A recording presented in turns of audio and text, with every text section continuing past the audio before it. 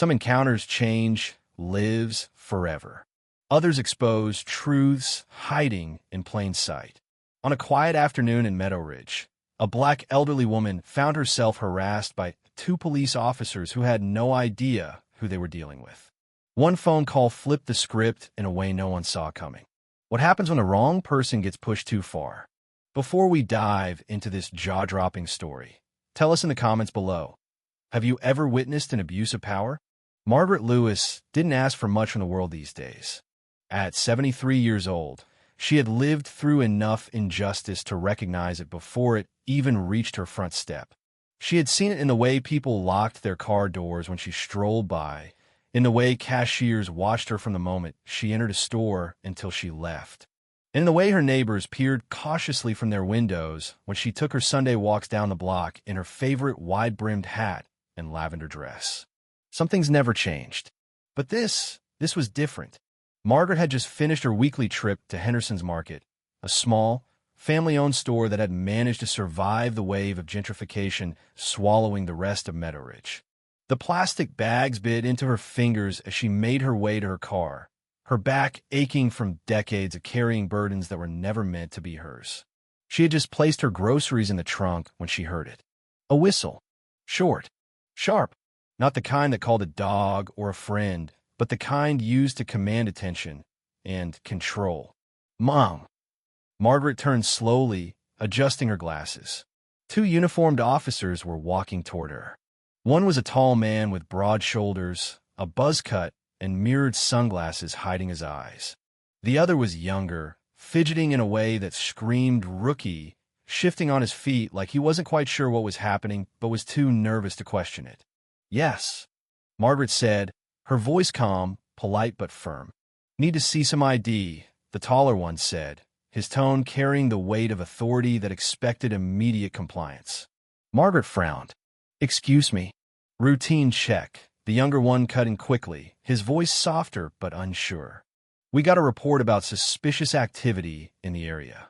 Her lips pressed into a thin line. Suspicious activity? Margaret had lived in this neighborhood longer than half of the houses had stood. She had watched the faces in her community shift from familiar to foreign. The only thing remotely suspicious about her, in the eyes of these men, was the color of her skin. And what sort of suspicious activity might that be? She asked, crossing her arms. Just show us your ID, and we'll be on our way, the taller one said, lifting his chin. A familiar heat flared in Margaret's chest. Anger. She had spent years taming it, keeping it beneath the surface, but it was always there.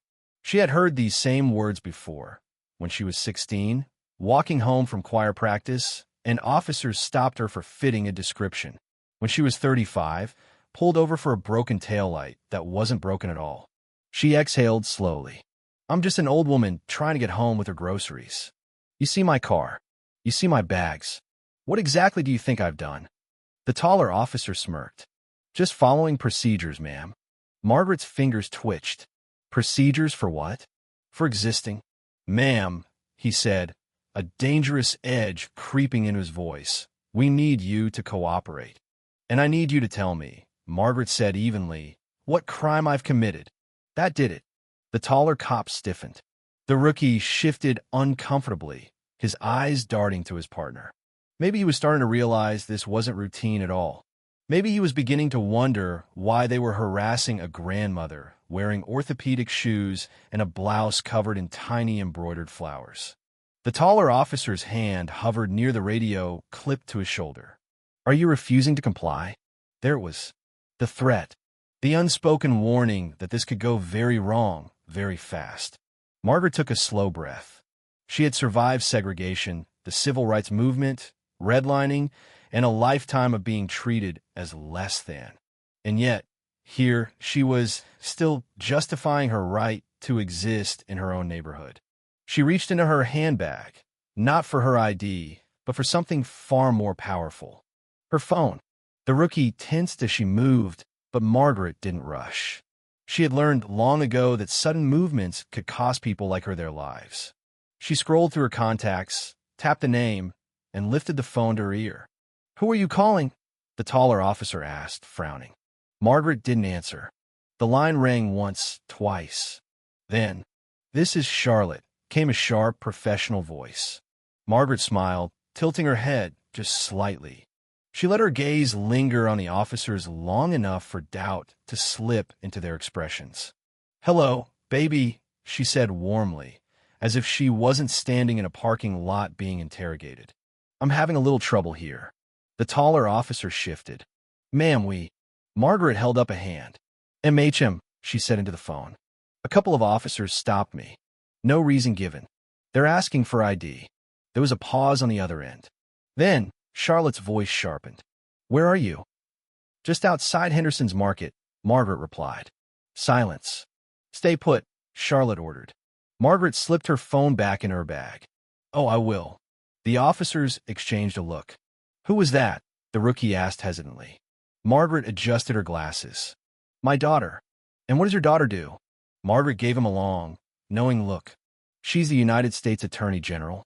The words hit them like a hammer. The taller officer's mouth parted, his face blanching as if he'd stepped off a cliff. The rookie's Adam's apple bobbed as he swallowed hard. Margaret clasped her hands in front of her.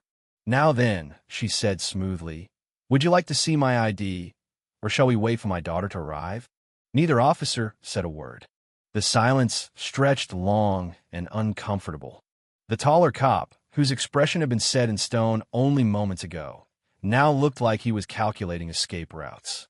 The rookie shifted from foot to foot, staring at the ground. "Ma'am," the taller officer finally croaked, "we're just doing our job." Margaret lifted a brow.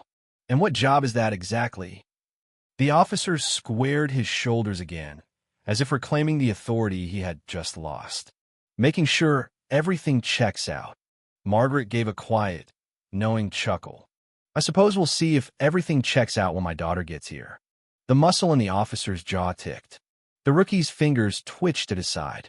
"You don't have to call anyone," the taller cop said. His tone had softened into something too smooth, too practiced. "We can work this out." Margaret's voice stayed level. "I already did." Around them, a small crowd had begun to gather. Henderson's Market had always been a place where people stopped to chat, but now those conversations had been replaced by silent, watchful eyes. An elderly black man in a flat cap stood with his arms folded. A young mother clutched her daughter's hand tightly, shaking her head. The rookie backed away a step. He was suddenly hyper-aware of all the people watching. The taller cop forced a smile and turned to the onlookers. "Folks," he said, "nothing to see here. Please go about your day." Nobody moved. Then the sound of tires screeched softly on pavement. A sleek black sedan pulled up fast and smooth, as if it had been summoned by Margaret's will alone. The door opened, and out stepped a woman who moved with the ease of command. Charlotte Lewis, the United States Attorney General. She was tall, poised, dressed in a navy blue suit that fit her like armor. Her dark brown eyes locked on the officers. "Which one of you put your hands on my mother?" Her voice was cool steel. The taller officer took a half step back. "No one touched her," he stammered. Charlotte took a step closer. "Good.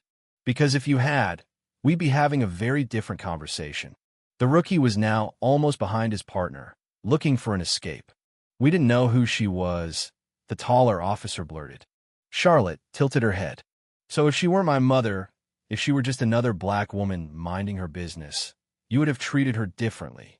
That what you're telling me?" He opened his mouth, closed it again. Charlotte didn't wait. She turned to the crowd. "How many of you know my mother?" A chorus answered. "She taught my kids. She's lived here longer than anyone.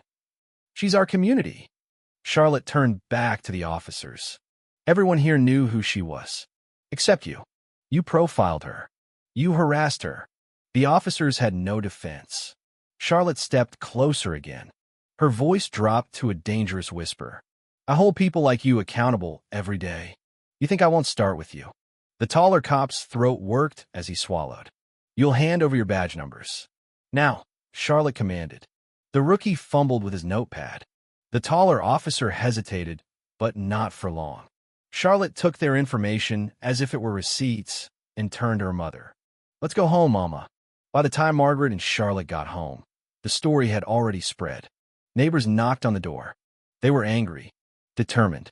Margaret's living room filled with people wanting action, wanting justice.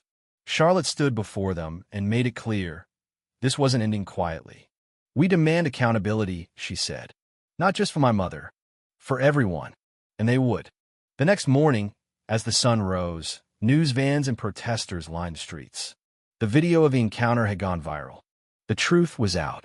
Later that day, the police chief visited Margaret's home. He apologized, offered promises of reform. Charlotte wasn't impressed. She demanded more. Transparency, termination, real consequences. For once, Margaret felt like this fight wouldn't fade away. For once, she felt seen.